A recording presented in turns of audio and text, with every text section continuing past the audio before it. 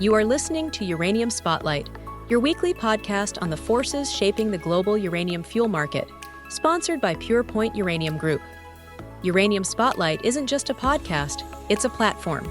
Visit purepoint.ca to access in-depth market briefings, sector analysis, and the inaugural Behind the Curve report, understanding when and how the uranium market turns.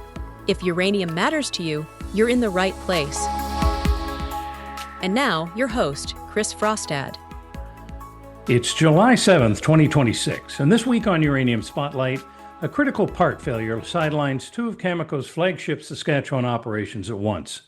India and Australia edge towards a supply arrangement that raises hard questions about where the U.S. fits into the global uranium picture, and Denison clears a major hurdle for its Wheeler River project in the Athabasca Basin. The spot uranium price closed last week at $84.95 a pound, U3O8, essentially flat after opening the week at $85.05. With the U.S. Independence Day holiday and the start of summer vacation season falling in the same stretch, trading on both sides of the market was thin, and only a handful of transactions cleared over the full week.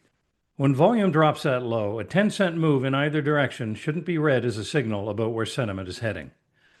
The more telling activity continues to sit in the term market, which has stayed unusually busy for what's normally a quiet stretch of summer. Multiple utilities are actively evaluating offers, reviewing responses to requests for information, or sitting in direct discussions with suppliers, with delivery windows stretching from 2027 out toward 2040 in some cases. That's a lot of forward planning happening at once, and it tells you utilities are looking well past this week's spot print.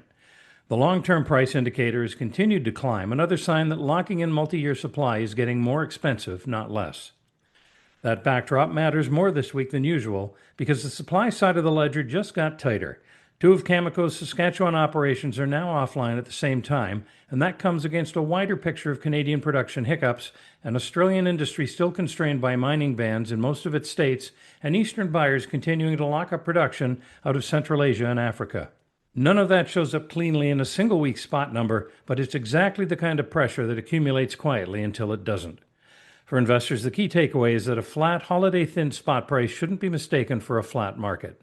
The term market, where the real supply-demand balance actually gets negotiated, keeps tightening even while the daily ticker sits still.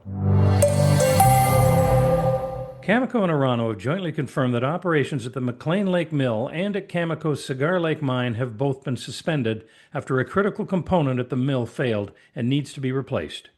The part in question is an expansion joint used in the mill's sulfuric acid plant, and sulfuric acid is what actually strips U3O8 out of Cigar Lake's ore. Without it, the mill can't process anything. A replacement is already on its way from Cameco's Key Lake operation, and the current estimate is that the mill will be down for about 2 weeks while repairs are completed. Because Cigar Lake has only limited capacity to store mined but unprocessed ore, Cameco had little choice but to suspend mining there as well until the mill is back online and can start working through the backlog. Cameco says it doesn't currently expect the shutdown to affect its 2026 production outlook, though that assumption holds only if the repair stays on schedule. Urano, for its part, has been quick to note that outages of this length are rare at McClean Lake, with the last comparable disruption more than a decade ago.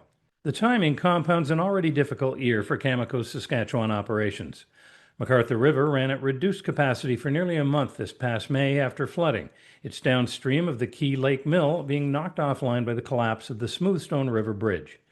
Analysts had estimated that a full month of that access disruption could have cost Cameco as much as 1.5 million pounds of production. In the end, the outage ran closer to 16 days. Now, with Cigar Lake sidelined for at least 2 more weeks, Cameco is facing a second round of lost output in the same stretch of the year, and mines don't simply switch back on at full capacity once repairs are finished. Ramping back up takes time. This is happening as Canada absorbs these production hiccups. Australia remains constrained by mining bans across 6 of its 8 states and territories, and Eastern buyers keep absorbing a growing share of production out of Kazakhstan, Niger, Namibia, and Uzbekistan. Utilities have historically been insulated from uranium price swings since fuel is a small piece of the total cost of running a reactor. But that insulation has limits. Cameco's own leadership has noted that the company is now signing long-term contracts averaging roughly $120 a pound, and if long-term prices push meaningfully past the $100 mark and stay there, the comfort utilities have taken for granted starts to erode. For investors, the key takeaway is that supply-side disruptions like this one rarely move the spot price much on their own, but they chip away at the Western world's already thin margin for error.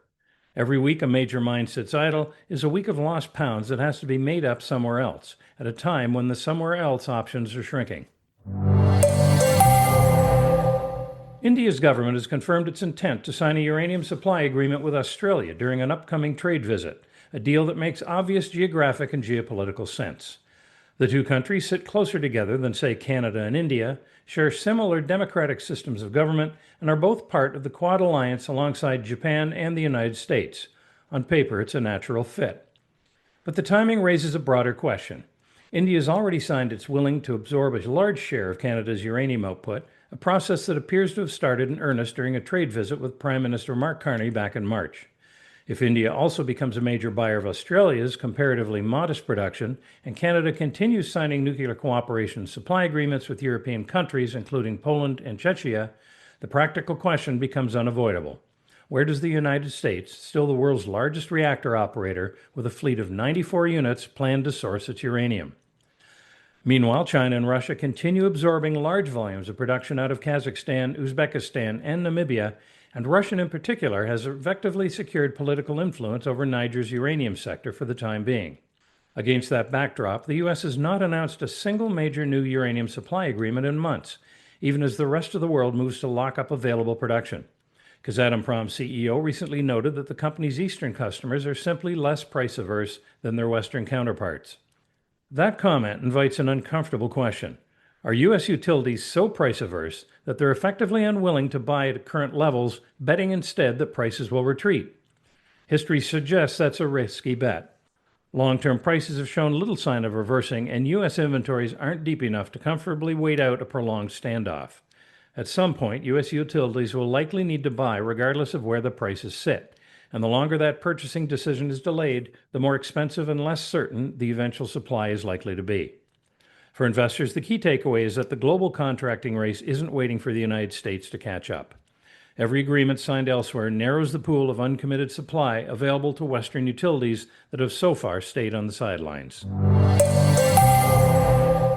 Denison Mines has resolved one of the last outstanding obstacles to its Wheeler River project, with the Peter Ballantine Cree Nation formally withdrawing its judicial review application against the Saskatchewan government's environmental assessment approval for the Phoenix in situ recovery mine.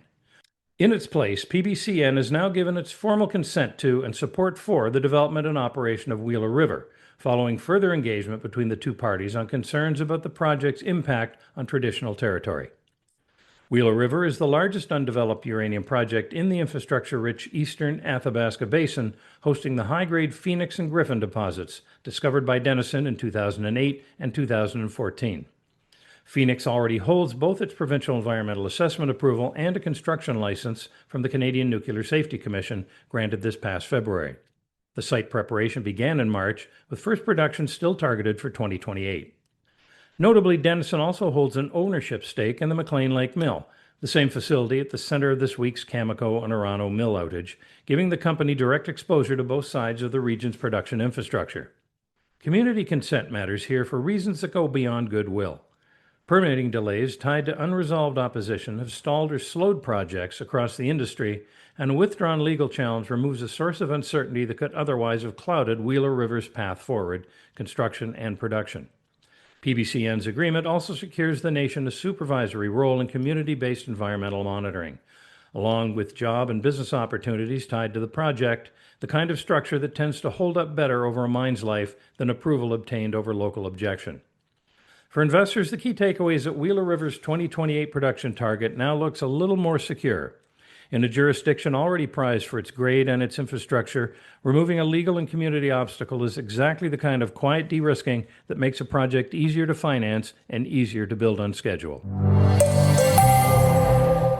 You've been listening to Uranium Spotlight, your weekly podcast dedicated to the latest developments shaping the uranium fuel market and its role in the global energy landscape, sponsored by Purepoint Uranium Group. While our passion for the sector is undeniable, nothing discussed here should be considered investment advice. Our mission is to provide a clear, balanced view of the forces influencing uranium prices and the nuclear fuel cycle.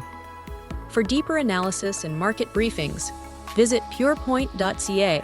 Join us again next Tuesday for another edition of Uranium Spotlight.